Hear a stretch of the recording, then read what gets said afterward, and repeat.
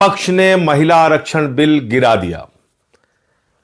सारा गोदी मीडिया चिल्ला चिल्ला के, चीख चीख के वही बात कह रहा है जो मोदी जी कहते हैं, जो भारतीय जनता पार्टी के लोग कहते हैं। मैं तो कह रहा हूं इन चैनलों को अपना नाम बदल के बीजेपी के नाम से रख देना चाहिए। बीजेपी का मीडिया प्रकोष्ठ बन के लोग काम कर रहे हैं। एक झूठी और भ्रामक खबर कि महिला आरक्षण बिल विपक्ष ने गिरा दिया, यह चलाया जा रहा है। और कल से मैं देख रहा हूं पूरी की पूरी भारतीय जनता पार्टी महिला हितैषी बन गई है।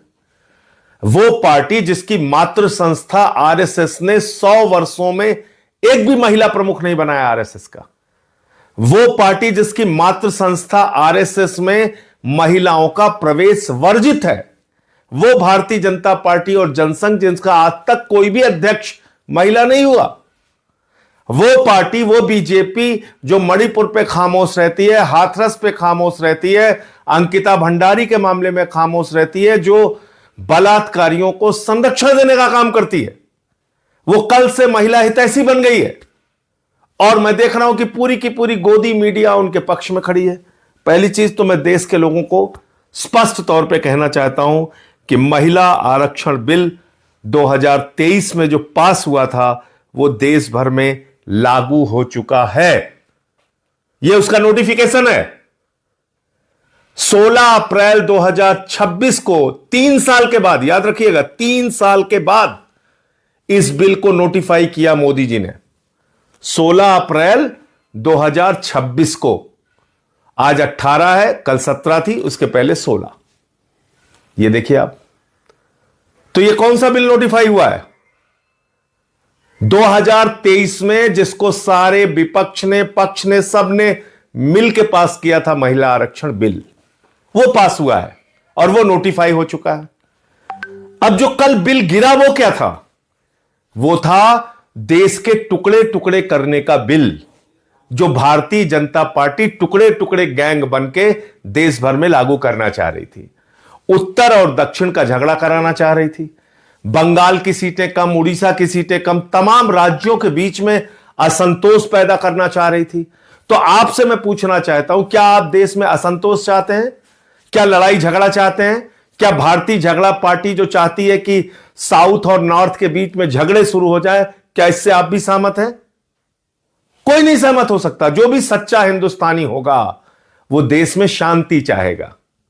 और इसलिए सारे विपक्ष ने ये डीलिमिटेशन का बिल, ये महिला आरक्षण बिल की आड़ में जो एक घिनौना खेल खेलने की कोशिश भारतीय जनता पार्टी कर रही थी, वो संशोधन गिराने का काम किया है।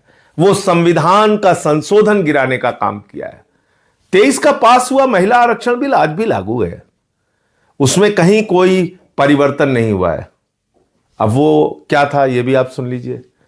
महामानव ने 2023 में जो महिला आरक्षण बिल पास किया था, उसमें उन्होंने लिखा था कि पहले जनगणना होगी, जनगणना के बाद डीलिमिटेशन होगा, डीलिमिटेशन के बाद आरक्षण होगा। यह किसने लिखा था?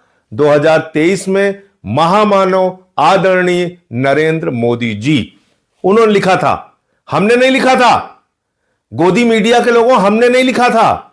यह आपके महामानव आदरणीय नरेंद्र मोदी जी ने लिखा था 2023 के बिल में। और तब हमने कहा कि भाई 543 में 33% आरक्षण दे के मामला खत्म करो ना। क्यों इतना लेट कर रहे हो कि पहले जनगणना होगी, फिर डीलिमिटेशन होगा, फिर आरक्षण होगा, और ये 29 के बाद यानी कि 34 में लागू होता मोदी जी के हिसाब से, जो 23 के बिल में है। अब वो 3 साल के बाद कह रहे हैं नहीं साहब, हम बड़े हितैषी हो गए हैं, हम तो बस इसको पास करना चाहते हैं। यह कितनी झूठी और बेबुनियाद बात है कि 3 साल तक वो 2023 का बिल इन्होंने नोटिफाई नहीं किया था, जिसके ऊपर संशोधन लेके आए। 16 अप्रैल 2026 को आनंद फानंद में उसको नोटिफाई किया इन्होंने। और अखबारों की हेडिंग आप देखिए। चलिए, गोदी मीडिया वाले गलती करते हैं, बात समझ में आती है, मैं आपको दिखाता हूं। ये अखबारों की हेडिंग पढ़ के तो मुझे इन लोगों के दिल दिमाग पे तरस आ रहा है कि क्या ये सोचते हैं, क्या कैसे काम करते हैं। महिला आरक्षण बिल लोकसभा में गिरा, हिंदुस्तान अखबार की प्रमुख हेडलाइन है। अब आप देखिए, महिला आरक्षण पर विपक्ष का अड़ंगा, दैनिक जागरण अखबार की हेडलाइन है।